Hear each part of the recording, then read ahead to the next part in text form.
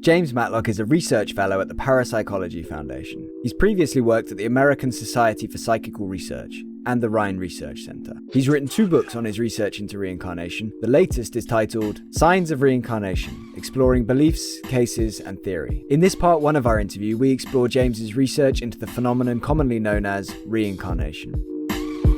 Please see the description for relevant links, recommended books, and timestamps. So, Jim, to get us started, could you please tell me a little bit about your background and about how you first became interested in the phenomenon that is children who seem to recall memories of past lives? Yeah, that's a good question to start with. My first choice of career, what I wanted to do from a young child, was be a writer, creative writer. Okay. And I remember dictating stories to my mother even before I could write them down myself. Yeah. And I kept to that idea of a career all the way through college, the university, but I found I couldn't make a living at it. I just could not make enough money, and so I decided, well, I was going to try my hand at nonfiction writing. And I remember I went to my local library, and I had become interested in, this was the 1970s, and I'd become interested in sort of the new age type things which were in the air at the time. And so I went to that section of the library and looked for a topic and that I could write about. And reincarnation sort of intrigued me. It was something I didn't know anything about at the time. I'd had no experiences of my own. It wasn't part of my life, but it was something in my reading of the literature that I noticed coming up again and again and again. It was more often a metaphorical rebirth, psychological rebirth, but occasionally they were mentions of past life memories and things. Yeah. And people like, there's some novels about that. So I had seen that, and I just found it intriguing, and so that's where I began to focus. And then through that reading, I encountered the works of Ian Stevenson, who's at the University of Virginia, and he was doing something different than most of the other authors did. Most of the other authors at the time were looking at past life regressions and on to hypnosis. What Stevenson did is go out into the field and interview children, young children, and their parents who had these past life memories, right? And their parents. And what was different about the children's cases, not only were they spontaneous, but that he could verify their memories. He could go back and very often they had been actually verified by the families already, which we can talk about too, what that means in terms of how credible all this is, right? Yeah. But anyway, he went back and he interviewed both sides of the case, right? And that's what it was based on. And so that's what when I found Stevenson's work, that was sort of it for me. That's how I got into it, because I realized that this is really different from what you got in regression. And it's very interesting because it was very difficult, to explain this stuff away. It really was. The more you looked at this, and he had several volumes of case reports. That's how I got into it.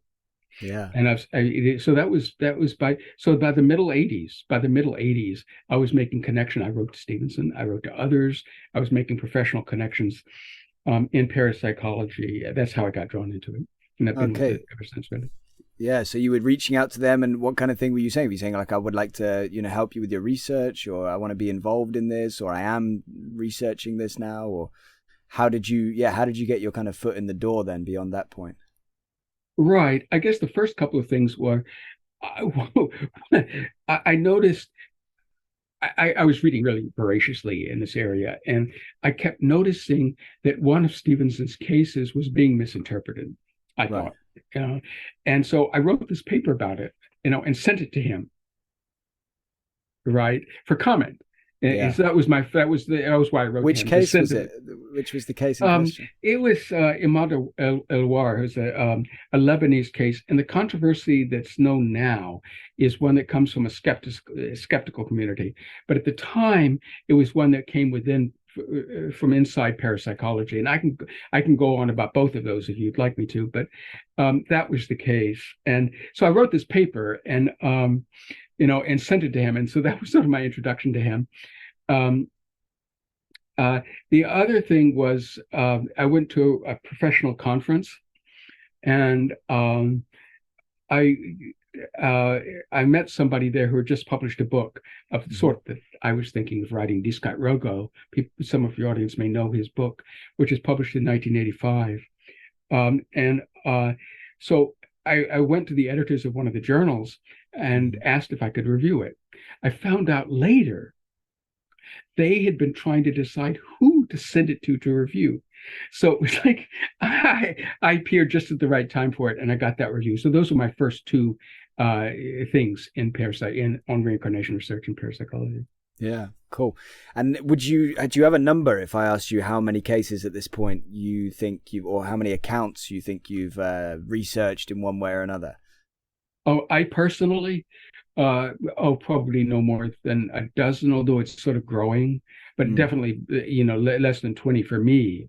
I mean, but that compares to many hundreds, maybe thousands for Stevenson, and scores for other people. So so you've been kind of spending time like looking at the cases as an overview, kind of doing meta-analysis almost. That's right. That's where most of my research has been until the last, I don't know, 5 years or so. Well, the first, I guess, with Erlander Harrelson, he was trained by Stevenson. He was the first generation of researchers after Stevenson. Invited me to co-author a book with him because I knew a lot of. I was very well acquainted with the literature, and it sort of balanced him because he had been focused on studying cases in Sri Lanka, among the Druze in Lebanon, in his native Iceland, and he wanted this balance. And so I joined him with that, and that was published in 2016, and that book was the first time I really began to get into cases. But I've been studying cases ever since then, and so that's what last 6 years or 7 years, that I've been getting into cases. And before that, it was more literature reviews, analysis, getting into the literature. But because I focused on the literature, not on cases, it gave me more time then to really study the literature. And so that gave me sort of so you see, that's why we complemented each other. He was focused on the field, on the cases, and knew those much better than I did. But I knew the broader literature better than he did. So, yeah. Yeah, that's really cool. What was the book called that you wrote with Erlander? It's called I Saw a Light and Came Here. Yeah. That was published in 1916. And that line actually came from one of his cases. One of the girls in Sri Lanka actually said this, that after she died, she saw a light. It reminds you of near-death experiences, right? Yeah. I saw a light and came here, meaning I was reborn. This is the next thing I remember after I saw the light. Yeah. Yeah, wow, that's fascinating. What would you say to you are some of the most compelling cases? I know there's loads. There's some in America which have an extra layer to them because maybe then they go against the cultural beliefs. But there are so many compelling cases all across the world. Which ones stand out to you? Among American cases or just worldwide? No, worldwide. I'm just saying American kind of has that extra element of, Yeah, I mean, I think, well, there are many, many cases that stand out, but for different reasons. Yeah. I think the most powerful cases are the American cases, though, the really strong American cases, because they're unexpected. Because we don't have the culture that supports them. When they appear here, like the James Leininger case, for instance, which is many of in your audience probably will know of because it's a very famous one. Yeah. I interviewed Bruce as well, James's dad. You did. Bruce's James' father, Bruce. You've already interviewed him, so your audience who follows you will be acquainted with that case. Another one that I found very compelling was one that I'll get to. If I may mention two more, I'll mention two more. One is mine, and I'll say that one at the end. But another one is one that was investigated by Jim Tucker, who is at the University of Virginia. He was one of the people that Stevenson brought on, and he succeeded Tucker. He succeeded Stevenson, rather. Tucker succeeded Stevenson. Yeah. With that portfolio, the Reincarnation Research portfolio at the University of Virginia, and he's now director of the division. Spoken to Jim as well, by the way, just in case anybody's interested. Oh, you've spoken to Jim too. So you've spoken to everybody already. So your audience probably will be familiar with these. I was going to mention, and he worked with the James Leininger case too, so he's probably already talked to you about that, and maybe already talked to you about Rylann Hammond's as well, which is another one of the cases that he originally investigated, but it's very strong. Another American case. Yeah, really strong case. And one reason why those are strong is not only are they American cases, but they have written records made before the cases were solved. At least the Ryan Hammonds does. His mother kept a very long, detailed list of his statements before she even contacted Jim Tucker about it, and before they figured out who Rylann was talking about. With James Leininger, there wasn't a prior written record, but when Jim Tucker went back and investigated the case, he found that that Bruce had kept certain dated internet downloads and other things, showing that there was indeed documenting that James had said certain things before solving the case. And so that's one thing that makes these cases very strong. They're very detailed cases also. And then there's the Rylann case, which I'll go into more detail because it's my case and because you haven't heard it before, your audience hasn't, and it's not as well known. Some may know her from Ghost Inside My Child. She had an episode in the second year of that show, which is it only ran for 2 years, but the episodes are still available on the internet on YouTube, and you can still find people. Yeah, and many in your audience, I'm sure, will have. So she did an episode on that, but I came to the case a few years later, right? And so I can give more information on it. I interviewed her when she was 10, and she still had her memories, which is unusual, actually. Most of these children who have them from young childhood will forget them by that age, but she still remembered. And well, there's several interesting things about her case, and I don't want to take too much time with it, but just briefly, because there are really interesting features of it. Yeah, take a few when minutes, she was when she was very young, I mean, in her first year, she was no problems, an ideal child. And then towards the end of her first year, she started having behavioral problems, sleepwalking, sometimes nightly, several times a week.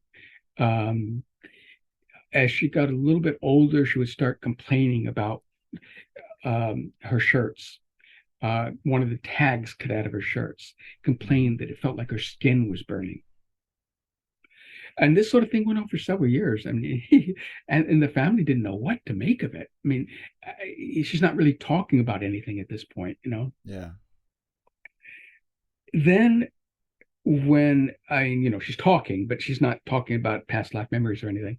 Yeah. And then when she was 3, her mother took some photographs of the family, hired a professional photographer to come in, take photographs of the family. And in one photograph, Rylann is staring at something with just this ashen look on her face, astonishing. She's seeing something. There's nothing really there for her to see. It was just her yard. I mean, she was looking at her yard. So these, her mother then framed these photographs and put them around various places. She put this particular one in her office. Whenever Rylann visited her mother's office, she would comment on this photograph. She would say, "I was bigger in that photograph." And her mother would argue, "What do you mean you were bigger in that photograph? This doesn't make any sense. How can you have been bigger in that photograph?" But she would keep, every time she visited the office, and say the photograph, "I was bigger in that photograph." It took another couple of years, actually. Wow. One night she was in bed, just before she went to sleep. Her mother just read her a book, turned off the light, and Rylann says, "Do you remember when I was bigger in that photograph?" And her mother again starts, "What does this mean?" And she said, "I died." She said, "I was this is what she said at the time. She said, I was standing in our yard. She said, our yard. Yeah. um, Yeah. and I was hit by lightning. That's how she interpreted it at the time. That's what she said Wow. at the time. Yeah. Um, Now, after that, she started saying more things. Mm-hmm. And she would often mention um, Louisiana. When asked where she had lived before, she said, well, maybe, I'm not sure, maybe Canada. Um, and then when and she mentioned the name Jennifer, and among other things. Those are the most significant for this story. And then when she was 6, um, the memories started becoming stronger, and she told her mother one day that she remembered a plane crash, not Right. not a lightning strike, but a plane crash. Yeah. She said she would die in a plane crash. And she'd also asked her mother around that time about the year 1971. So, which is the year of her mother's birth, incidentally. So, anyway, so these gave her mother enough clues then to go to the internet and look for plane crashes in Canada in 1971, Louisiana in 1971, whatever. She couldn't find anything in 1971 in Canada. When she looked 1971 in Louisiana, bingo. There was a plane.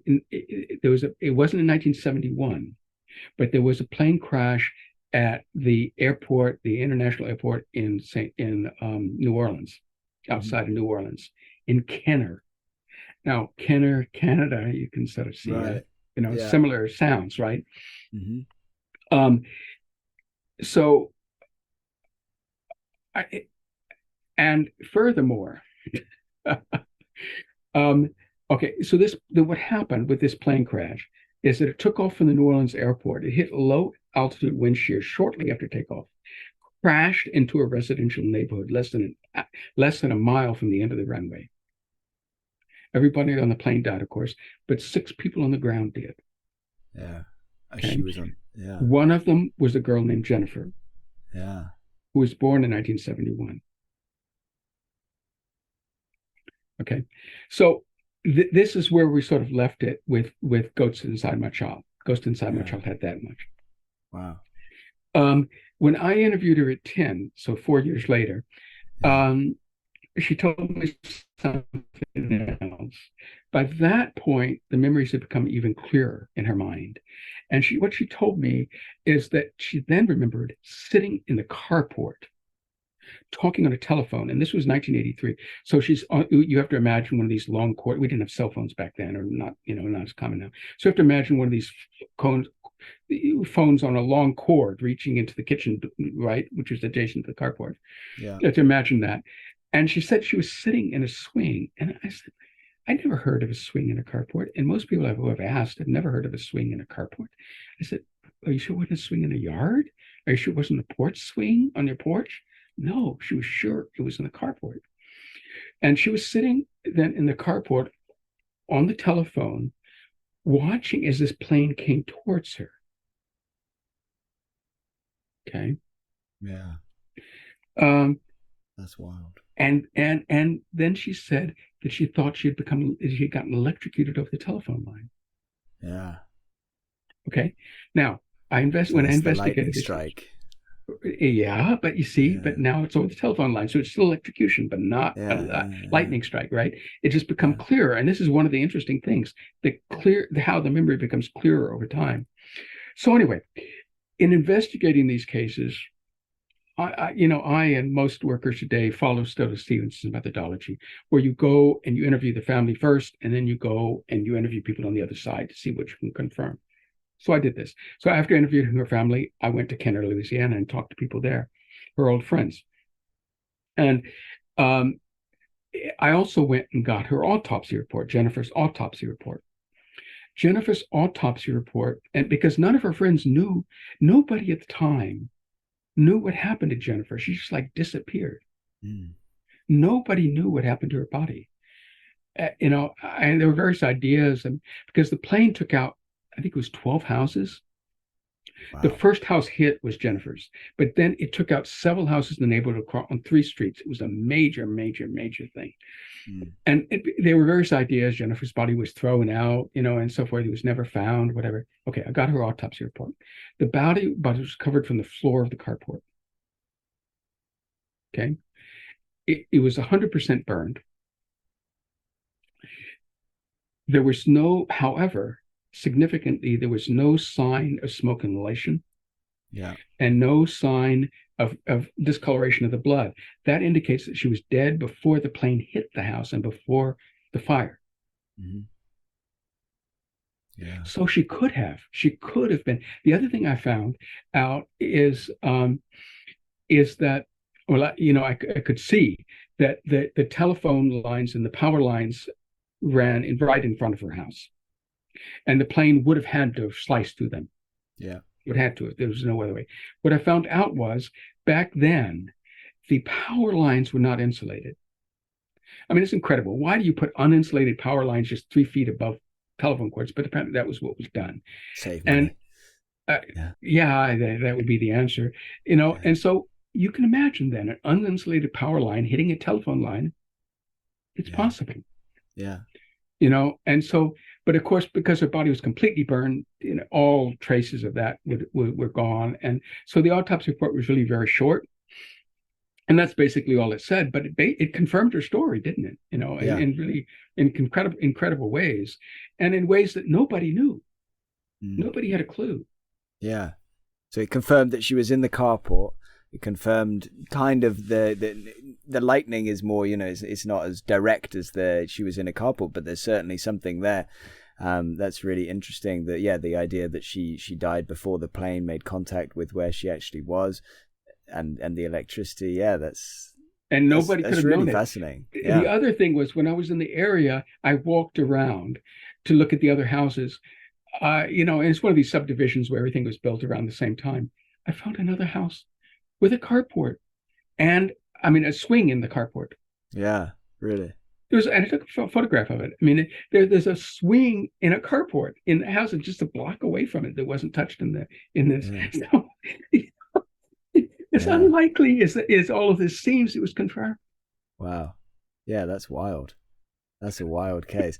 And that's really fascinating, particularly because her memories strengthen at the age of like 6 and at 10 they're still there. And as you say, that's kind of atypical for these cases. It is. Normally 6 is when they start to kind of lose them. Them. Yeah. It is. But what we do see is an incubation process in some other cases. In some of the cases, particularly Stevenson's, that deal with very young children, the memories are sort of there from the beginning. Mm-hmm. But the more we study these cases, the more we see this sort of incubation process. The James Leininger case had an incubation too, but much shorter. Yeah. There are interesting things about that, because of course he was the third James, right? His name, James, was a family name, so it was just coincidental that he was the third James. But one can understand. I mean, if he's given the same name, how that could be part of a subliminal trigger, right? Yeah. Also, he was living. Let me get this in. He was living when they moved. He was born actually in California, but then the family moved to Louisiana, and originally they lived very close to the airport there, where all the time, daily, several times a day, he would have heard planes flying over and seen them. So again, and then his nightmares sort of started of dying in a plane crash started after that, and then gradually, he's able to articulate it. So again, you see this sort of incubation where there was some trigger, and and then it took a while for it to surface. Not quite as long as it did with Rylann, but the same sort of idea. Yeah, which is a really fascinating idea, because obviously one of the kind of the things that we all wonder is what makes these children remember the previous life. Why don't all of us seemingly, I'm not saying we may remember our life when we're younger, we may just not talk about it and then we forget, but we assume that, okay, why do these children remember it? Why do they talk about it? So you think maybe there could be some kind of correlation with triggers and things that were similar in the previous life to the current life? Yes, I mean, I think it's more, yeah, the triggers are very important, and this Yeah, cueing. yeah.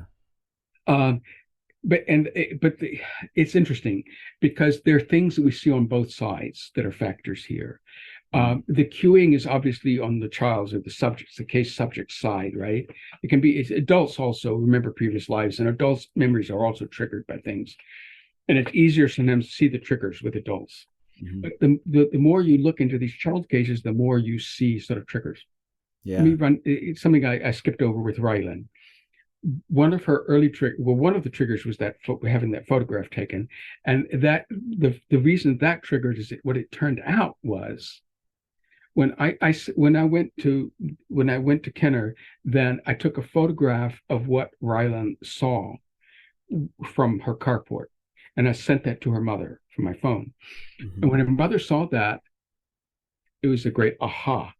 Yeah. And she sent me back a picture of their yard showing what Rylann would have been looking at when Yeah. that picture was taken.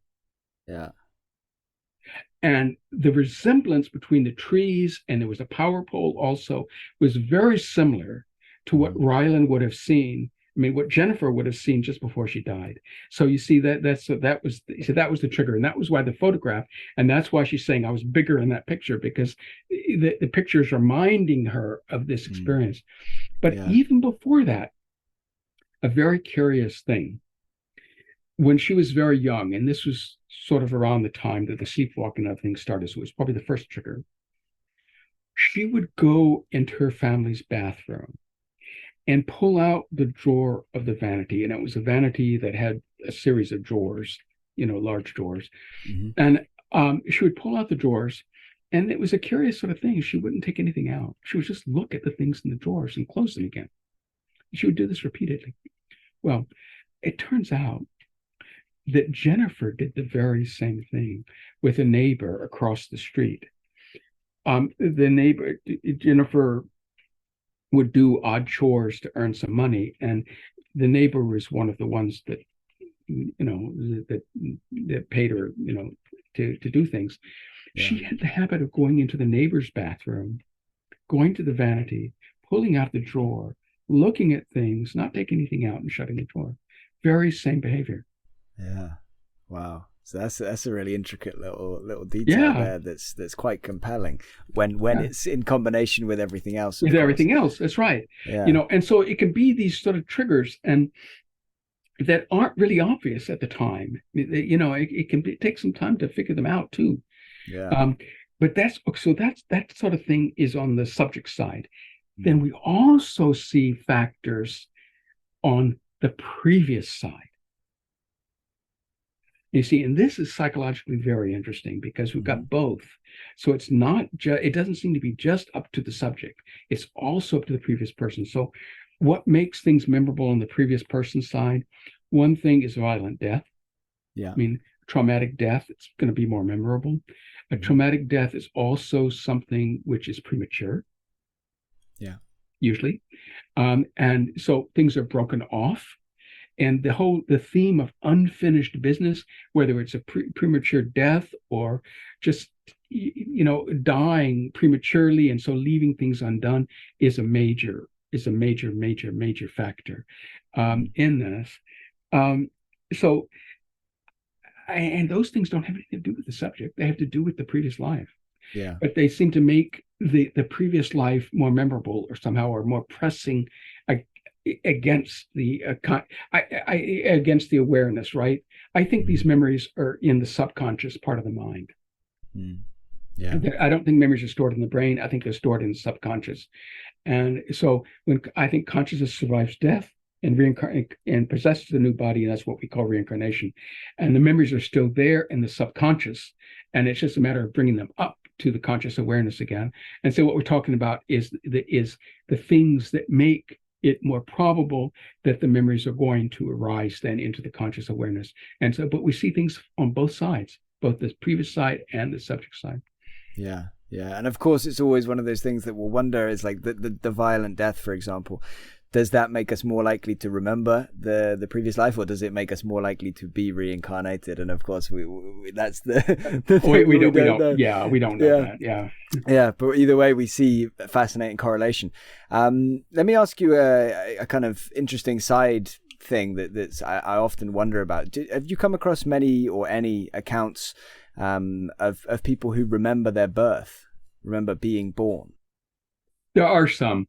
The past life stuff focuses on past life memories, right? Yeah. But also in about 20% of these cases, 20%, also not an insignificant number, children will say that they remember things that happened after their deaths, before their births. And occasionally they will also talk about remembering their births. Birth memories do figure into these cases sometimes. Mm-hmm. And do you think the birth memories come up more frequently when there are intermission memories from that time in between as well? Or is it, if you don't have the data to be able to give a definitive, answer on that, that's fine. But right. Well, in the reincarnation cases, yes, because we're looking at the past life memories, and then we see these other things that go along with them. But there's another class of these experiences that are called pre-birth memories, which are memories of life before birth, but not of previous lives. Right. And and they're more likely, I think, to have the birth experiences. And then there are people who remember things early in their lives in their birth, but don't have memories of the womb or previous lives. So I mean, in the reincarnation context, there are not many. There's sort of very unusual to have memories going all the way through to birth. But if you ask just about birth memories without womb memories or previous life memories, they're a fair number.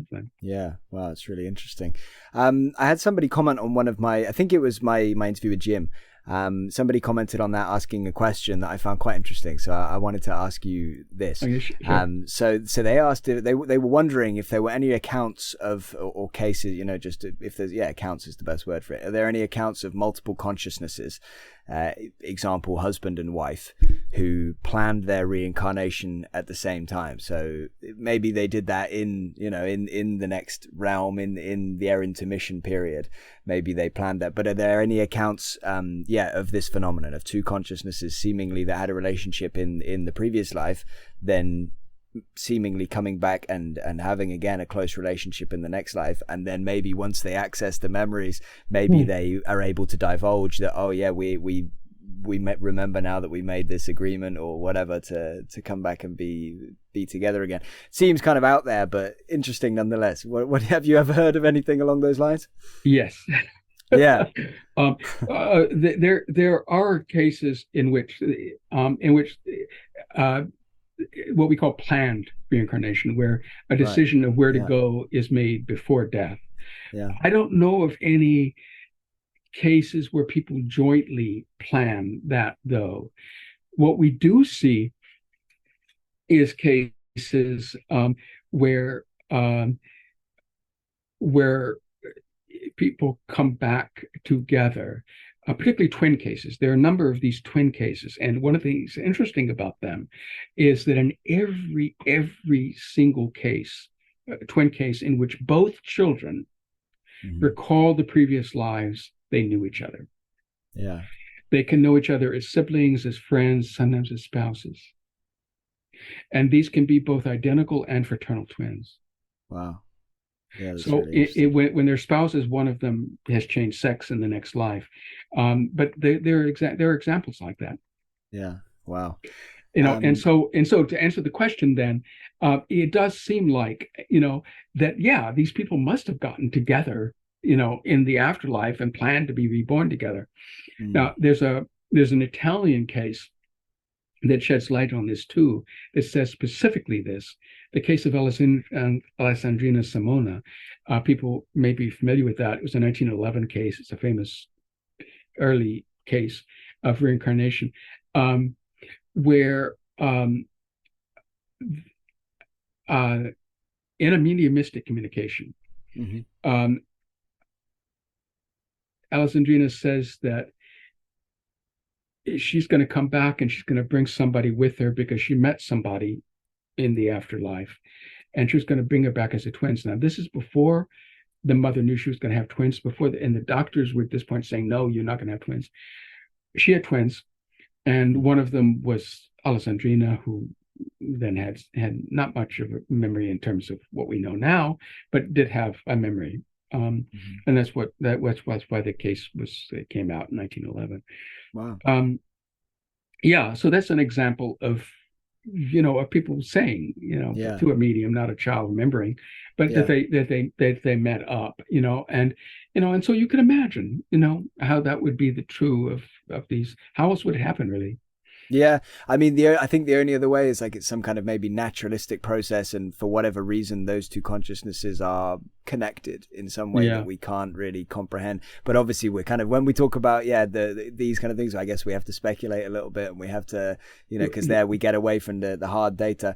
Let me ask you what your thoughts are on one of the really, in my opinion, fascinating elements and compelling elements of these cases. So, as most people are probably aware of, there's more to it than just statements. We have there's recognition, there's behaviors, fears, phobias, play, announcing dreams, predictions. There's various kind of categories of these cases, but the one that I really find the most compelling is birthmarks, probably the birthmark cases. And you've probably read, I haven't read it, but you've probably read Jim's book, Reincarnation and Biology, because you've read so many of Jim's that's books. Ian Stevenson's.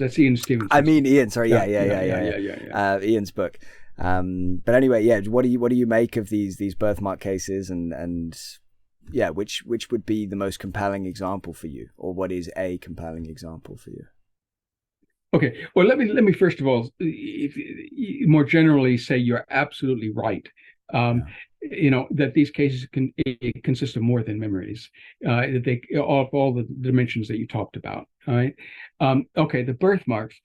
The birthmarks are indeed extremely interesting, and it's not just birthmarks; it's birth defects too sometimes, and sometimes very dramatic birth defects. That are related to the past life memories. That's right. People remember deaths, that can be confirmed. And, one of the things that Stevenson did, he would go and get, medical reports, autopsy reports, and so forth, which would then corroborate this, not only the memories, but also match these deformities. So the question is, how can this happen? How can we get birthmarks? How can we get birth defects, right? How is that possible? You can sort of understand how memories, how behaviors, how emotions and things could transfer to consciousness, but how can birthmarks? I think they can, if they're psychogenic. That is, the mind, the incoming mind, the reincarnating mind is responsible for them through the process that parapsychologists call psychokinesis, which is mind over body. It's the same process that we see in poltergeists, in stigmata, in psychic healing. It's the mind influencing the body. And I think that's the answer. Yeah. I think those cases are so fascinating. But it also kind of, I don't know, it has this element, how do I want to get my words together to explain what I'm thinking here? It's that, sorry, I'm having a complete mind blank. I'm just trying to think how I want to phrase it best. It's often hard to phrase these things, but it's the idea that something would stick with us. So, for example, in a case where there's the previous personality had half their leg, was amputated because it was infected. So let's say the next personality has a limp, a very noticeable limp, or a problem with their leg, or what have you. They wouldn't necessarily, it's kind of almost like inverse karma. It's like if you have something wrong with you, then maybe you're just going to have that thing hanging around with you in the next life because it was a traumatic thing for you and it was imprinted kind of into your consciousness. Right. And that, I guess, gives me, it doesn't feel great. It doesn't sit great with me that maybe that's how things work, because it might work the same way with mental illness as well. So say somebody was very depressed in a previous life, you'd like to think that, okay, maybe they'll be able to catch a break and, they won't remember that bit and they'll get a fresh start. But in some cases, at least, it seems, if we're basing it on the birthmark phenomenon, that following personality would then be afflicted with, or could be afflicted with, again, a depression or some kind of mental health issue or what have you. And yeah, it's one of the less comfortable, I guess, areas of this whole phenomenon. Would you agree? Yes, absolutely. And and it's one of the things that sort of goes counter to what many people imagine with karma.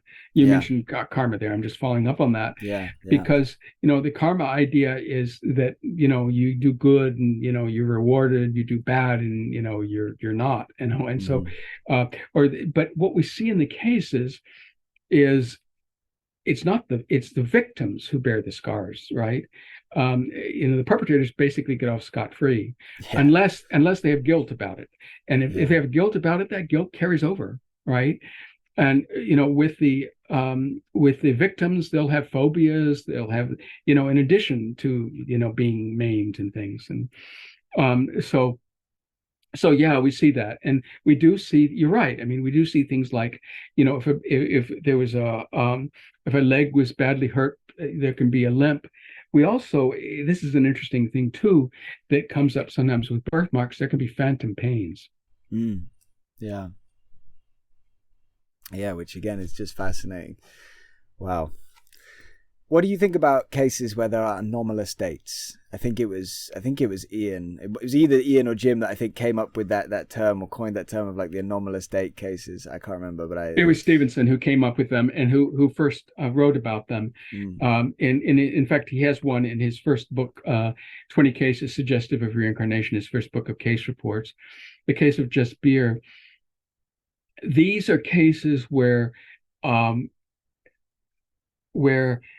a child remembers the previous life of someone who died after they were born.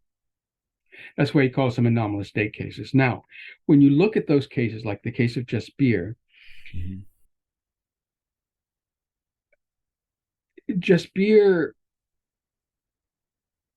had, I think he was sick or something. He seemed to die. Just Beer did. Mm-hmm. Then he unexpectedly revived. He came back, but he came back with his different personality, claiming to be this different person. Yeah. And that's what these anomalous date cases are like. And some of them, this happened when they were very young, and you can't really, the difference. But Just Beer was 3 at the time this happened. Others are in their teens. And very occasionally there have been the ones where people were even older. Yeah. One of the common denominators in this is that there's a seeming death and then a revival, but with entirely different personality. So if we think of near-death experiences, that's where there's a seeming death, but then you come back to the same body. Mm-hmm. These are similar, but you don't come back to the same body. Another personality comes back to the body, right? Yeah. Yeah. Now, I prefer to call those, and Tucker did write about one of those too in one of his books. Jim Tucker wrote about them too. Yeah. But it was Ian Stevenson who coined the term anomalous date cases and who was first to write about them. Now, I prefer to call those and to think about them as replacement reincarnation, because that's essentially what they are. Mm-hmm. Anomalous date is kind of, you have to explain what does that mean and all of that. Replacement reincarnation is something, it's easier to understand, right? It's a term that just makes more intuitive sense. Mm-hmm. And I think that's what's going on here. And there are more than a few now. For viewers who are interested in that, there is a very, very, very useful resource called the Psyencyclopedia that's on the web and internet. It's parapsychology's answer to Wikipedia, basically. The Psyencyclopedia. But I have an article on replacement reincarnation. So anybody who is interested more in learning about this phenomenon can go and just Google that, replacement reincarnation and Psyencyclopedia, and they'll find. If you just put in replacement reincarnation, you'll probably find this article. I'll put the link in the description anyway. So anybody that wants, just scroll down and you'll find it there. Right. But it is an interesting phenomenon for sure. Yeah, definitely strange and interesting and intriguing and everything, like how and why and everything. I mean, maybe there's, like you say, some kind of death on some level, but it seems strange, the idea that the body is able to continue living, but then for some reason there's a replaced, we're replacing the consciousness that inhabits said body. Right. Well, we know now that death is a process, right? I mean, I don't know if you've talked with people who study that, but we know now that death is a process. It takes time, Also, in a lot of these places, India, I mean, in the times in which this happened, medical care wasn't what it is now. I mean, and so you're talking about seeming deaths in times and places where there wasn't necessarily a lot of good medical care, and so it's not like these happen in a hospital setting, right? Yeah. And so if somebody seems to die, they're not necessarily medically close to death. But even in a hospital setting, we now know that people can technically die. I mean, they all signs, their hearts have stopped and the brain waves, but somehow they come back, and those are what we call near-death experiences. We can bring them back. So I don't, to me, it's not that much of a reach, really. Yeah. No, I agree. It's just, it's harder to wrap the head around, let's say, than a lot of the areas that we've been talking about. Before we kind of came on air, we were talking about we were talking about Facebook groups, some reincarnation Facebook groups that you're in charge of. I was going to ask you anyway about how common you think reincarnation really is. And you were saying that because of those groups that you've realized it's more common than most people think. It's one of these areas where we're so far away from having a definitive, answer, aren't we, in terms of how common it is. Does everybody reincarnate? Because of so many reasons, a multitude of factors, like that it's for so many different reasons we're afraid to report these things. Parents would just dismiss them as play, as fantasy, even if they actually weren't dismissing of them in their own mind. They might dismiss them for the child's sake or for the sake of their reputation as a family or what have you, to protect their child from getting bullied at school. They might think, no, we have to shut this down. They might not even notice. Child might say a couple of things to the parent might not click. That could be something else. So again, I think that it's very hard to say how common they are, and it's certainly, you can't dismiss it and say, oh, it's only like a few thousand people in the world that have had this. That we're so far away from that. But anyway, what are your thoughts on how common they actually are, how prevalent this phenomenon is, and talk briefly about your groups in case anybody wants to join these Facebook groups. Okay, sure. Well, first of all, we need to separate two things here. One, the question of whether we all reincarnate or not. We simply don't know the answer to that, and I'm not sure that we ever will. And then the other question is, how common are these memories really? We need surveys. We really need, and we're not going to be able to answer that until we have representative surveys, not just going on to whatever site, Reddit, Facebook, whatever, and asking, or going to a list on a listserv and asking how many people have. We need representative surveys, right? Where we survey a population, and get answers to that. We don't.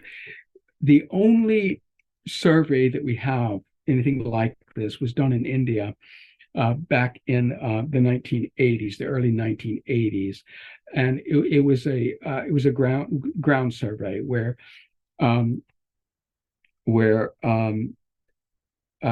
it was one of Stevenson's researchers, well, two of Stevenson's research assistants actually did this survey, and they came up in this section of northern India, which has a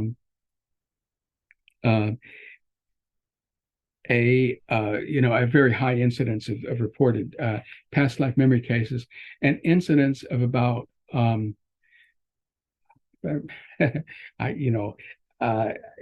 shouldn't say things like this without reviewing it, but I think it was something like 2 in 1,000 or something like that. Okay, now this was an estimate based on what they did, and then looking at the population and all of this other stuff, generalizing from what they found. And that was in northern India, where these are very common. Now, Stevenson actually thought that there was a much higher incidence probably in among the Druze in Lebanon than in anywhere in the world. They're just very, very common there. And they continue to be reported, but we haven't had surveys, so we don't know. Now, in this is an area the Jews have reincarnation beliefs. So there we're talking about a culture that has sort of this, that has reincarnation as part of its belief system, right? And so people feel more comfortable talking about them. Mm-hmm. They could also maybe more likely to remember them, right? Because in their previous lives they also had to believe, so we just don't know how those things factor in. Yeah. What's very interesting though is how common they are in the West. And this, you're right. I mean, you mentioned my group, because this is me. I started that group in 2004, I believe it was. And before that, I was acquainted with the literature and with other researchers. And, but that was based on investigated cases, right? So I knew the investigated cases. I knew the published cases. But other than comments in Stevenson here and there about his surprise when he got into this at learning how common these experiences really were, I didn't know. Because in the West, until I started this Facebook group, and the reason I started the Facebook group was to make the research more widely known. That was my original motive. I wanted to let people know about this research that had been going on for all these years, but very few people knew about. Yeah. What I found very quickly is that people would come with their own experiences and talk about their own experiences. Okay. And that's when I realized how common they are. I think social media, not just Facebook, Reddit, all of them, Twitter, have done a great deal in allowing us to talk about these things, share them. And then what happens is that people read them, they read other accounts, they come back and say, oh, my child said the same thing. Oh, I've had an experience like this. And it builds and builds and builds and builds. And you get more and more and more of this. So at this point, I'm convinced that it's really a very, very widespread phenomenon, much more so than we ever realized, because we never shared them with each other before. And I think the reason that we didn't, particularly in the West, is because nobody really believed it, Yeah. And people dismissed, and I've heard stories too, about parents sort of putting it down, putting their children down when they say things like, "Did you remember when I was the father and I gave you a bath?" Things like that. They'll say, "Well, this just gets dismissed." No, I don't. And the parents don't want to hear about it, right? Yeah. Now they'll talk about it. Now they'll say, "Oh, my child said this." It may not be much more than that, but we now hear about those things, whereas we never heard about them before. So I do think that there is that. I think there is this unconscious and maybe conscious repression of them. Mm-hmm. But I think they've probably already been there, always been there. And it's just that is the more extraordinary cases that get noticed and talked about more and then investigated and published. Yeah. But we just don't, until we have surveys, we just don't know how common really. Yeah, exactly. I'd love to see those massive surveys and to see that would be so fascinating. What did you say the name of the Facebook group is? Signs of Reincarnation, I think it is. Yeah, it's called Signs of Reincarnation. The same. I gave it the title of my book, but with a different subtitle: Signs of Reincarnation, Experiences and Research. Because that's the two things that it's about. The group is still about research, even though it's also about people's experiences. Because we try to then tell people how their experiences match in the research. Yeah. Right. Yeah, brilliant. And so because many people come on and they say, "This is the first time I've shared this," or they'll say, "I had this experience, it seems so weird, and I can come back and say, hey, yeah, it sounds very weird, but we know this sort of thing happens from these other cases with verified past life memories." Yeah. So I can take the patterns from the verified past life memory cases and say, okay, what you're saying, even though it can't be verified, fits these patterns. And I think that's important, to give Yeah. people that feedback and give them the chance to air their experiences. It also gives me a Definitely. chance to learn about new cases, Yeah, definitely. It liberates people, doesn't it, to Yeah. share, and as then they share, more people will feel liberated to share. So again, it has this snowball effect that's so important, and hopefully, Particularly when we're able to relate it to the research. yeah, And and at the same time, when people bring in really bizarre ideas about reincarnation, we can say, oh no, there's no research support for that. yeah.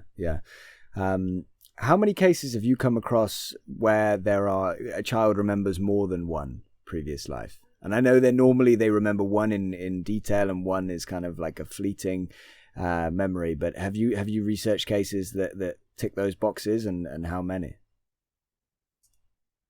I'm trying to think whether okay, there's a difference between children and adults when it comes to this. Mm. Um, Children sometimes do remember two or three, and Stevenson has one with four previous lives. Those are unusual, and when you get up to three or four, it's pretty rare. With adults, it's much more common. It is much more common for adults to remember multiple lives, and yes, I've researched some adult memories with multiple past life memories. I've researched no children I can think of Okay. offhand with multiple past life memories, but Yeah. adults, yes, I have. Yeah. And those adult cases, did they come from past life regression, or would No, they? no. I look only at spontaneous memories. Regressions, and people are, the audience will be much more acquainted with them probably than the spontaneous memories. Many people are. That's why I say that, because the regression stuff is just so much more out visible, right? I mean, that's what I came to. That's what I found first, right? Mm. When I first started getting into this, before I found Stevenson. So there's just much more of it, and there's more of it Yeah. now too. But no, it's interesting. Stevenson early on did look at some regressions. He moved away from it pretty quickly because he found that the regression things are very hard to verify, and they're often wrong, it turns Yeah. out, when you do look at them. Yeah. And you don't have with the regressions many of the other really phenomenal things that you have with the spontaneous memories. Yeah.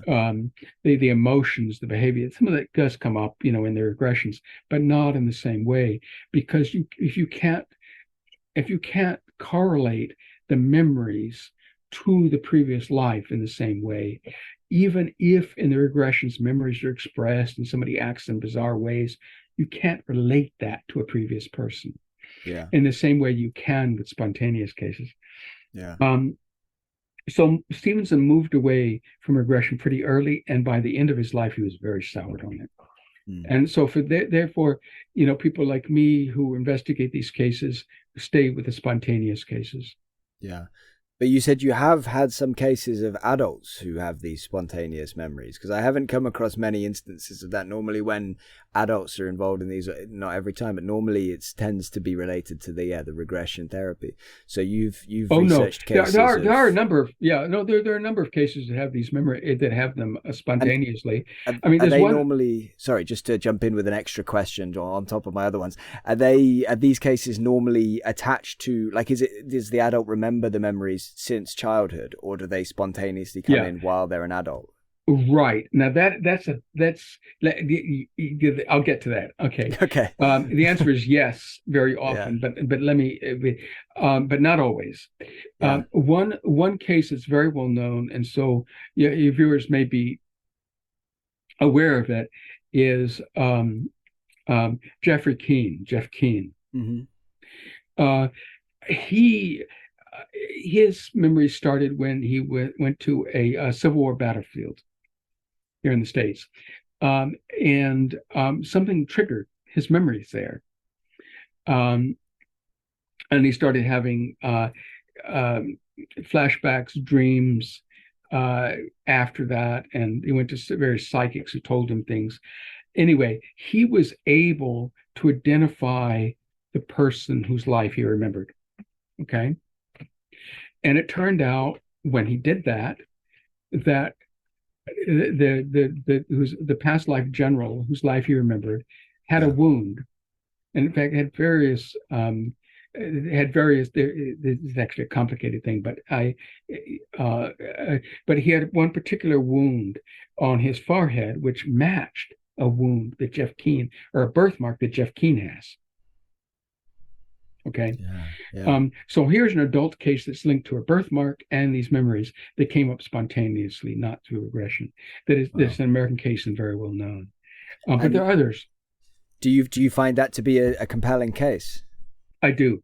And he's recently sent me, particularly because of the physical things. He's recently sent me a number of other, information about a number of other physical things Mm-hmm. that relate him to to the general that have not been brought out before. So I'll be writing a journal paper about his case, focusing on those things. Wow. But I do find that a compelling case. There's another case that I studied, to come back to one of your questions about um, another adult case with multiple past lives that I now have in a journal. It's been submitted to a journal. Um, and she had she remembered 7 lives. Mm-hmm. One of which, the most recent one, she was able to get the identity on, right? And she had records of many dated search records and other dated records of things before she verified them. So it's one of these written record cases. Yeah. But what's interesting in her case is not only that there were these 7 lives, but that her memories only began to come in her 50s. Okay. Right. However, behaviors associated with that life and with another life that she remembered very well showed up from early in her childhood. Wow. Things like, I mean, the verified life was a death in Vietnam, American killed in Vietnam, and it was things like early on. Well, she had a near death, and this is another thing. She had a near death experience. Some of her memories began to come clear after her near death experience. And this is something we see sometimes. An after effect of near death experience can be the past life memories coming up. So that's another factor we see in the retrieval of the memories. Mm. And there are all sorts of after effects with NDEs, right? I mean, that's a big area of interest Yeah. and of study. This is one of them, but it wasn't the beginning, because there were other behavioral things that were even earlier. Yeah. But after her near-death experience, and this is years, near-death experience was in her 20s. This is 30 years before she had these memories. She started dressing in army fatigues. She started getting interested in Vietnam. She started decorating her dorm room with pictures of fighter planes and helicopters. What? This is a French woman. What? And then she does she was she had decided to go into veterinary, where she decided to go into, she was originally interested in veterinary medicine. After her NDE, she decided to go into horse breeding.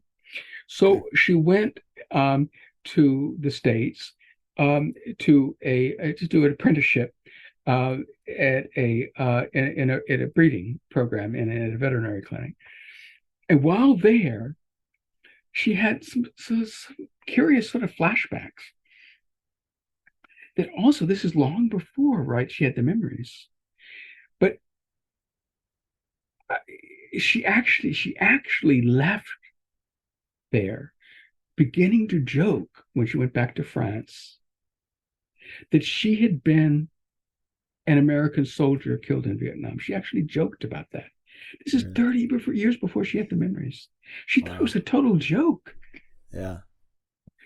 So, but that just shows that these memories can be there subliminally, right? Both the behaviors, and they can surface in these sort of indirect ways well before. It's the same with our normal memories, right? Like you forget loads of things you do, and then suddenly you'll do something similar to something you did 10 years ago, and boom, it comes back. It is very similar. And this is something I like to point out. Past life memory is very, very similar to present life memory. Yeah. Again and again, we see this. And this is one of the strongest indicators we're not talking about ESP. I mean, to me. And this is one of the skeptical, particularly, you see this in parapsychology the super too. The super psi explanation of all it just doesn't work, because we're not talking about any kind of psi, we're talking about memory. Yeah. Absolutely. And I think the emotional side of this as well is something that goes against the super psi hypothesis. But I agree. Yeah. And really the behaviors too. And the behaviors also. I mean, the whole case, when you look at the whole cases, right? Yeah.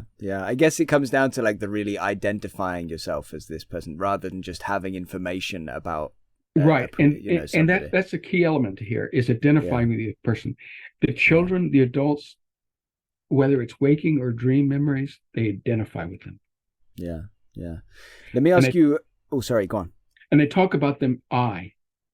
Yeah. I. Yeah, absolutely. And mom and dad and what have you. A couple of really quick questions, and then we can kind of wrap up part one of this. So let me ask you, just in terms of past life memories cropping up in dreams. So I'm thinking, like, again, it's more of a speculation area, so I'm not looking for you for data and things here and figures. But do you think that that's something that would happen, to normal people? Do you think occasionally normal people, do you think occasionally people that aren't aware of having any memories would sometimes have a dream that might relate to a past life? They might not realize it. Some people might realize it. Some people might realize it's strange and decide to investigate it and then later on find out. But either way, do you think these things would crop up in dreams in general? Yes, I do. Yeah. This is something I've looked into because I've gotten quite interested in this, as a matter of fact. And when I first started hearing about these past life dreams, I thought, is it possible for memories to occur in dreams? And so has there been research on this? And there has been. There has been research on regular this life memories occurring in dreams. Yeah. And apparently they do. I mean, and there have been studies. How often do they? Memory researchers distinguish between, for different types of autobiographical memories, which is memories of ourselves, right, of our own lives. Mm-hmm. Some autobiographical memories are just like flashes, fragments, fragmentary things. Then other autobiographical memories are what are called episodic memories. They're the ones that go on for a longer time. You have a more connected, cohesive memory. The autobiographical memories, it turns out, occur in dreams, or of the present life, occur in dreams regularly. In fact, one of the thoughts about the purpose of dreams is to help consolidate these memories. The people are thinking of consolidating in the brain, of course, or working through things to do with the memories. Yeah, and putting them together in imaginative ways. The episodic memories that appear in dreams appear much less commonly. The figures that they came up with is only 2% of dream reports have episodic memories. Then there have been other studies that have looked at this. I cannot imagine being a subject in one of these studies and being woken up all the time. Yeah. But what they have discovered when they've studied this in the dream lab is that memories occur in dreams throughout the night. They occur both in REM sleep and non-REM sleep. Yeah. Okay. Episodic memories tend to occur in dreams more often in non-REM sleep and more often in the later stages of the night. Okay. Now that's regular memories we're talking about here. Yeah. So If that occurs with normal memories, if past life memory really is like normal memory, we'd expect to see the same thing, right? Mm-hmm. Now, we don't yet have dream lab studies of past life memories, so we don't know, whether fine-grained things hold. But definitely people will talk about past life memories in their dreams. And sometimes it's been possible to verify those memories. Yeah. Okay. Now, when they're verified, we see two different things. We see that the memories are like entirely accurate, and we see that they're not. That there are things about them that are accurate, and there are things about them that are distorted. Stevenson, for instance, had one dream of a guy who dreamed he was sitting under a balcony. This is in Lebanon, a concrete balcony or a stone balcony, and it collapsed. It fell on his head, and that's how he was killed. Right. Okay? He remembered other things too. Well, in his dream, he also remembered that after this had happened, all the blocks were around him, that goats came. And goats were climbing over the blocks and everything. Okay. So Stevenson, he remembered enough that Stevenson was able to identify this person who was not connected to the family at all. It's a stranger case. And indeed, the guy was killed when he was sitting under this balcony, which collapsed, and he was killed in the way. However, there were no goats there at the time. There were goats in Lebanon. He'd had acquaintance with goats, but there were no goats there after he died. So his dream brought in the goats. Yeah. You see. And so we have to be very careful with the past life dreams that people have, and letting them know that they're not necessarily totally valid. Yeah. There may be truth there may not be. Another one that I investigated, a woman had a dream of having of being in a bar and being killed when she was struck in the back by a knife. Somebody knifed her in the back. Mm-hmm. Well, there's something she didn't know.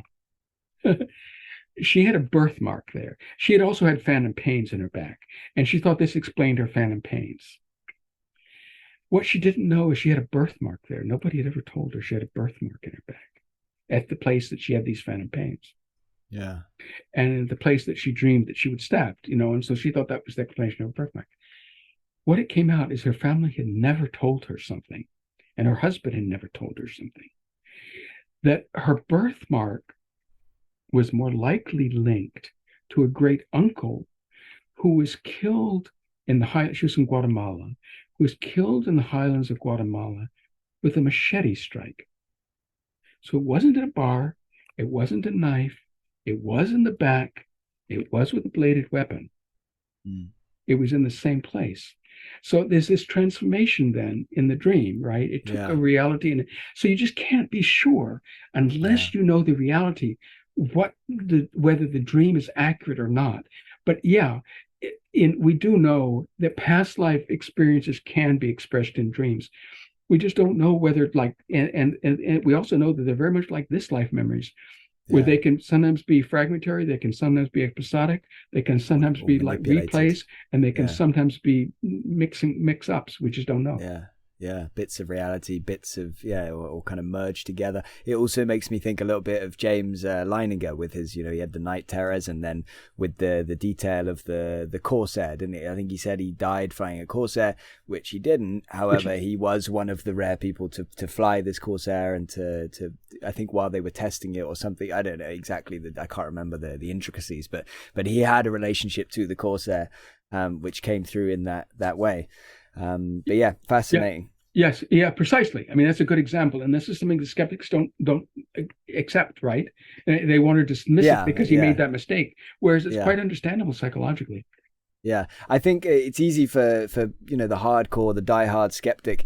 They come up with all these things. Oh yeah, that disproves it. But for us, the people that are really interested in these areas and are open minded, not just blind believers, of course, not far from it.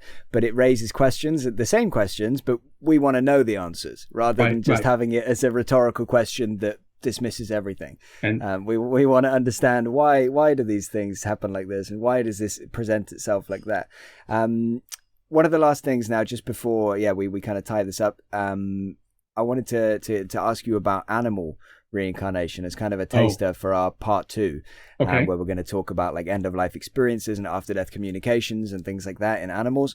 What are your thoughts on animal, or I think I mentioned to you in an email before, I think I called it interspecies or intraspecies reincarnation.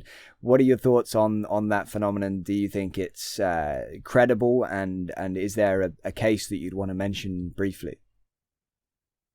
There are two things here again.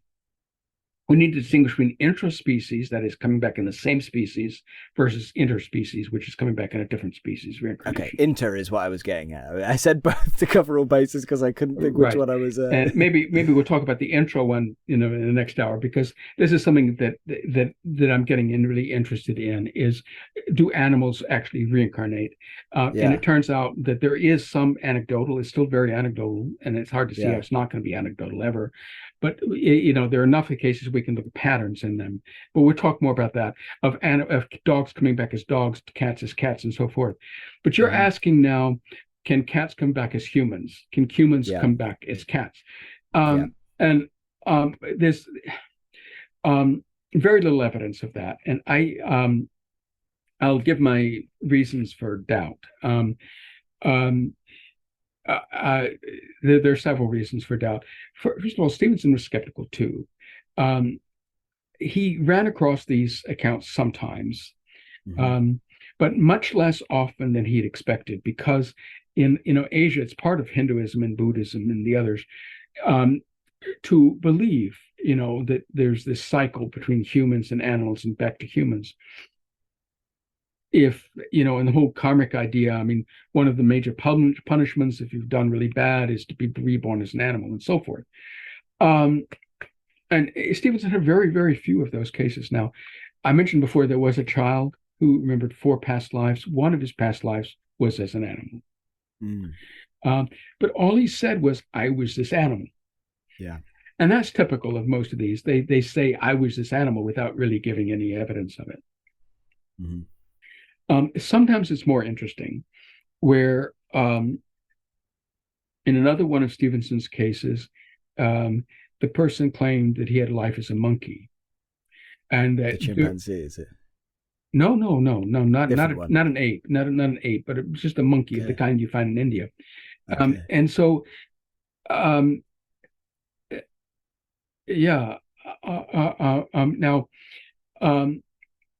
and he had hung out in this tree.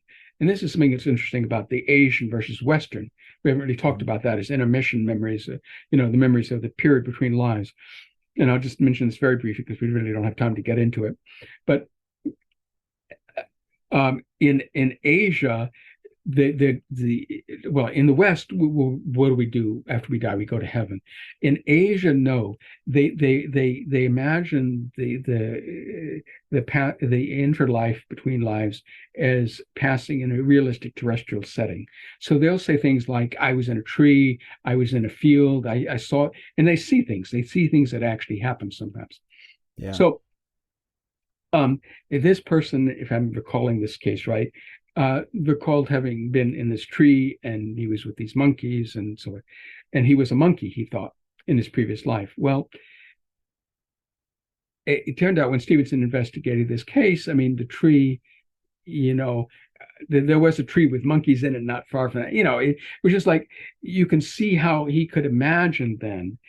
He could maybe have had an intermission experience involving monkeys, where he wasn't really a monkey, but he was around monkeys, and therefore he thought you can see how this would work. Maybe they sensed his presence and reacted to him, and something like that, and so you can sort of, and there are other cases like that, where you can sort of see how this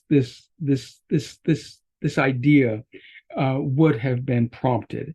And so it looks to me more like a psychological idea, than anything that there's any proof about. Now, there is a case that Jim Tucker wrote about in one of his books that many people cite. Isn't this a good example of it? And I'll say a little bit about that because it has some interesting features, and I'll explain why I don't give it credence. It was a Burmese case where a child was born with I can pronounce it right, ichthyosis, I think it's pronounced. Yeah, the scaly. The scaly skin. So it's sort of like plaque psoriasis, but it's different. But anyway, the scaly skin, and he was presumed to be a snake. Now, the story goes that he had these past life that he claimed to remember certain things about the snake life, including being killed. And one of Stevenson's research assistants, who knew Burma well, Francis Story, looked into this case. It was in a very remote part of Burma, and Stevenson never got there himself. Story looked into the case. He never wrote about it, though, which I think is important, because Story did write about other cases.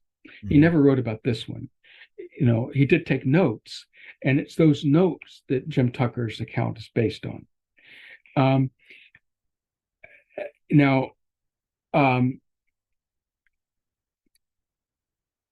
The case is an extreme outlier, because there are no other cases anywhere remotely like that, of these sort of detailed memories claiming to be a snake and so forth. And so I really doubt that. And Jim Tucker hadn't put it in his book because I keep having to explain it. But there's something else that Stevenson studied another case of also in Burma, of ichthyosis, of a person claiming to be a snake. And he looked into that one, and again found no foundation to it. And what it seems is that Thailand, I think these were Thailand, both Thai cases, not Burmese. But anyway, I think what this suggests is that in Thailand, there's this idea, if you have that affliction, that this indicates that you are a snake. And so these folk tales sort of accrue, they build up, or people will imagine for themselves. I mean, their society tells them, that this is what happened. This is an indication you were a snake. And so they imagine the snake life. I think that's much more likely to be what's going on. But I'm guessing you wouldn't rule it out. I'm guessing you're kind of open to I won't rule it out. I won't rule it out completely. I do think it's possible. Let me explain theoretically why I have my doubts, though, and why I still keep in sort of an open mind about it. Under certain circumstances, maybe it's possible. I've said before that I think what reincarnation is simply consciousness, a stream of consciousness. What survives death is consciousness. I think that's how we can explain all of the phenomena, through consciousness, through the survival and the reincarnation of consciousness. Well, if that's the case, consciousness, if we think about this, consciousness has to work with brains, has to work with bodies. And something else here, if we think logically, when did reincarnation start? I mean, could it have started with human beings? Well, that doesn't really make any sense. And if we're talking about animal reincarnation, clearly it did not. I think reincarnation probably began when life began. Now, that's an awful long time ago. And in evolutionary terms, an awful lot has happened. But if that's the case, then maybe our consciousness has evolved over that time. Not just physical form, but consciousness. And it would seem logical that consciousness would have evolved to work in the physical form, so that as life has evolved, consciousness has evolved to work in different types of organisms. And so then, if organisms are too different, I doubt then that their consciousness is able then to reincarnate in those bodies. Right? Now, however, if, during speciation, or during, like we know now, if we look back at human hominid history, we know that the humans we are now interbred with Neanderthals and other subspecies. We know that there was a lot of interbreeding between human species. There was a much greater radiation of human of species in the human family line, and that there was interbreeding between them. They were close enough, obviously, for them to be, even though they're identified on whatever grounds by being different species, they were morphologically different, and yet they were similar enough that it allowed interbreeding. And if it allowed interbreeding, I think probably it allows reincarnation too. Yeah. And so that's sort of my rule of thumb. And maybe there are other animals then that are close enough to humans. Like I've heard recently about some guy who thinks he was a pig. Now, you hardly ever hear about people claiming lives as pigs, because that's not something that people normally think of. However, he has some interesting things here, so I'm still thinking about his case. But pig organs are close enough to human organs, they're actually used in transplants. Yeah. So maybe pigs are close enough. I don't know. But this is why I have an open mind. I don't know. But also why I'm skeptical. Okay. Yeah, absolutely.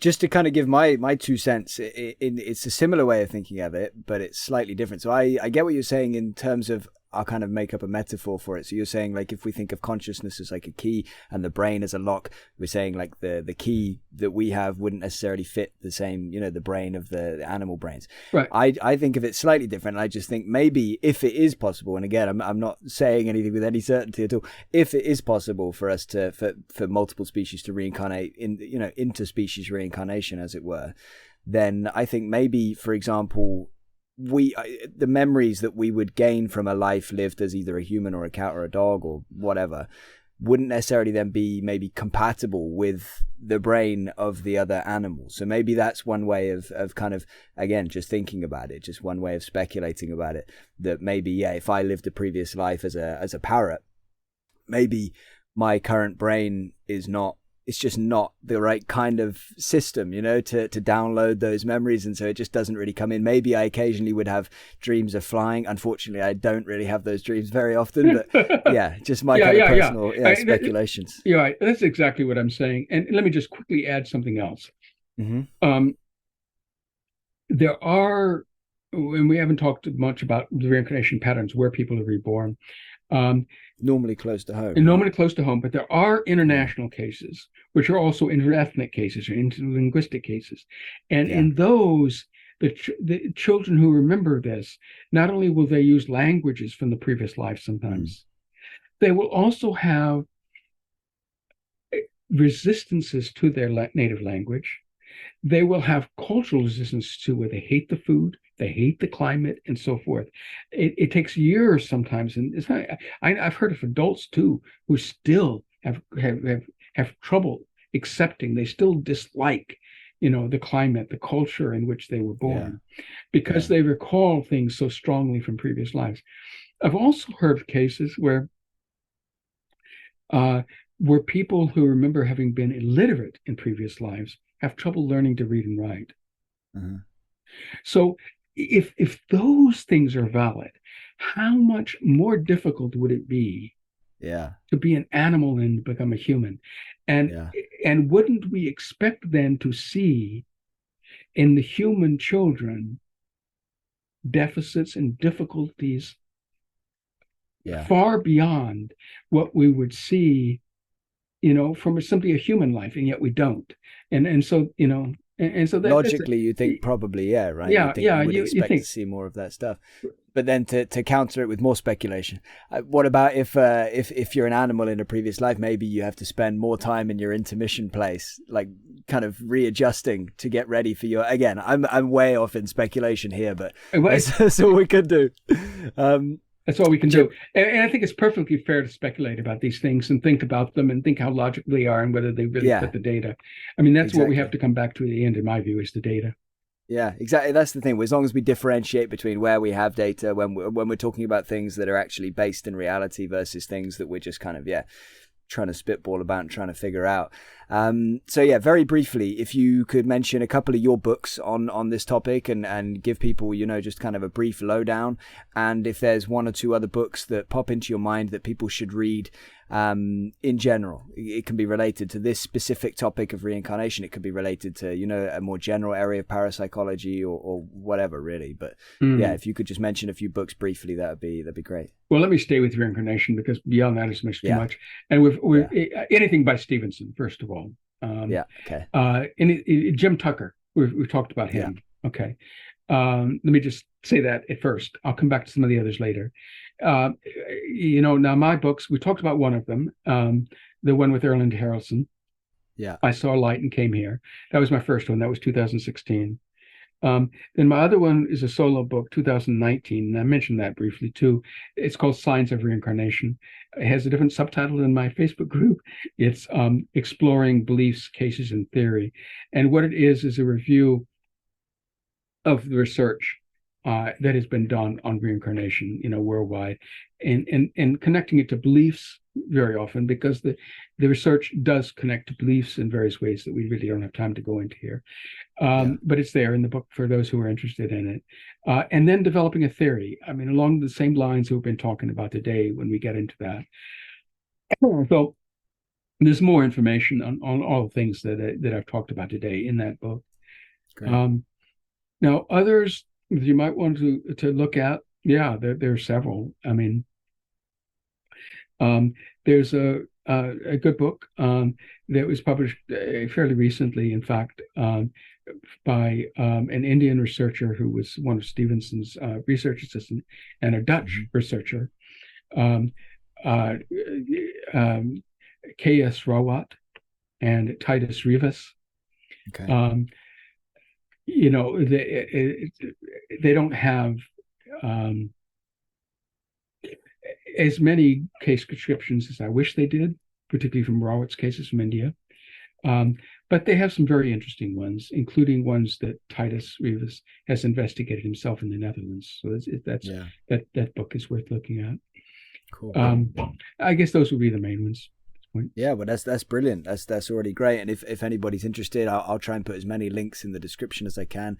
Your books will certainly be linked down there. I know you said you don't want to come here to self-promote, but I insist to put them down there. So if anybody wants to read them, they can find them down there. Yeah. Besides books, let me also again mention the Science Encyclopedia, because we now have over 100 articles on reincarnation in the Science Encyclopedia. Yeah. And so it covers every aspect, all the aspects we've talked about here, I believe, plus many more. And so you'll find articles there that deal, say, with behaviors in reincarnation cases. You'll find, the replacement reincarnation. You'll find all sorts of things. You'll also find biographies of the different researchers, like Stevenson, like Tucker, like Harrelson, like me. You find those there. And so it's a great resource. And if you want to move beyond reincarnation into parapsychology, it's a great resource for that too, because it's a very wide resource for parapsychology in general, not specifically for reincarnation. Yeah, definitely. I've linked it numerous times in my episode descriptions because it's a really handy tool. The very last question for now until we do part 2, and if the challenge is you can do this in as quick a time as you possibly can, in a nutshell, even though it's a question that you could probably normally take an hour answering. Okay. What happens after we die? Oh, what happens after we die? Well, and I know that we agree that we survive death. We'll agree. We're already agreed on that. A little bit more detail again in your personal kind of feelings. Right. Well, I touched on that. Well, it's not just my personal feelings. I'll come back to the data. Because we do have these cases, which I mentioned, of intermission memories. We do have the kids that remember what happened after they die, and what happened between then and their rebirth. And we have whole body of evidence. We have these, and we know we can divide them into stages, which are very similar to the near-death stages. In near-death experiences, they normally talk about 3 stages, right? Leaving the body, a phase during they're out of the body when some weird things can happen, and then returning to the body. Well, in the intermission memories, we see 5 stages. Dying, leaving the body, the weird things which happen and not so weird things that happen between death and rebirth. And then instead of returning to the body, selecting the new parents. Yeah. And then the fourth stage in the intermission memories is the period in the womb, and the fifth stage is birth. So there are rare cases that have all 5 stages. Most of them have 1 or 2 of the stages. And yet, we can call them all intermission memories because we can put them in this framework, right? We can see how they fit in the patterns. Mm-hmm. Now, there are differences between the intermission memories and the near-death experiences. And I mentioned that the name of Erlander's in my book is "I Saw a Light and Came Here," and that was a quote from one of the children. And the similarity between that, seeing the light, and near-death experiences where it's more common. It's rare in intermission memories, though. It's not very common. Another thing which we do not hear in intermission memories at all, in the spontaneous ones, is life reviews. Mm-hmm. They don't have the life reviews they do in near-death experiences. And that may be because in the near-death experiences, they haven't really broken completely with the body and with that life. And so it's still of a value to go back and review that life and see when you come back to your body, are there things you can do differently? Yeah. Anyway, that's sort of my thinking of why we don't see that in the intermission memories. What we do see in the intermission memories, though, that sound very much like near-death experiences, is that meetings with all sorts of discarnate entities, which occasionally are spirits of deceased relatives. More often, they're meetings with, in the West, it's either Jesus or angels, sometimes God. In Asia, entities that have the very same roles and acting as escorts and guiding them to the rebirth are called by different things appropriate to that particular culture. They're called by the names of the deities within that culture. Or in case of Buddhism, where you don't have the deities, they're called monks, and they are dressed as Buddhist monks are. So I think we probably are dealing with similar sort of entities here, which are perceived differently according to the culture. Yeah. And so we're talking about the cultural perceptions versus what the entities actually do. But there is the question, are these entities really separate from the person? Are they entities in their own right? Or are they sort of spin-offs of the person, I tend to think that they are entities in their own right, most of them. And I tend to think that they also are streams of consciousness, just streams of consciousness that have never been embodied. Yeah. So, but yeah, so yes, we have a lot of memories of the period between death and rebirth. Another thing that happens in that period is people will enter dreams of their living. So people will see the dreams of the deceased, and some of these dreams, they'll let them know that they plan to be reborn. Sometimes they'll tell them where. And also during the intermission periods, you can get mediumistic communications. There are in reincarnation cases examples of mediums receiving messages saying that they're going to be reborn. So I mentioned this with Alessandrina Simona earlier, for instance. Yeah. So there are all these indications that between death and rebirth, that there is consciousness that continues. There's identity that continues. There's some sort of life. If we want to say life has to do with embodied life, then okay. But there's existence, right? Life after life. Yeah. And all of this sort of course dovetails with mediumship, right? And apparitions, and the other thing that happens in the reincarnation cases, sometimes you're seen as an apparition. So all of these types of survival phenomena that parapsychology has been studying, psychical research has been studying since the 1880s, turn up in the reincarnation cases. So definitely there is this life after death, right? Definitely there is this consciousness that continues. And there is this interaction that takes place between the discarnate entity and the living that then goes on to reincarnate. So it's all part of the piece. Yeah, absolutely. Great answer. Thank you so much for this, Jim. I've really enjoyed talking to you about this phenomenon. I'm really looking forward to talking to you about in our part 2 about similar death-related phenomena in animals. And other things to have to do with animals to sort of whet the appetite of people. Well, good. Yeah. Okay. Well, thank you. Yeah, these have been excellent questions. I've enjoyed it. Thank you. Thank you to James Matlock for talking with me. Thank you to our patrons for their immense generosity. And thank you for listening to part 1 of this interview. I hope you enjoyed it and learned some new things about life, death, and reality. Stay tuned for part 2, where we discuss a scientific approach to death-related phenomena in our pets and other animals. If you want to join us on our journey to unravel the universe, please subscribe. Thank you.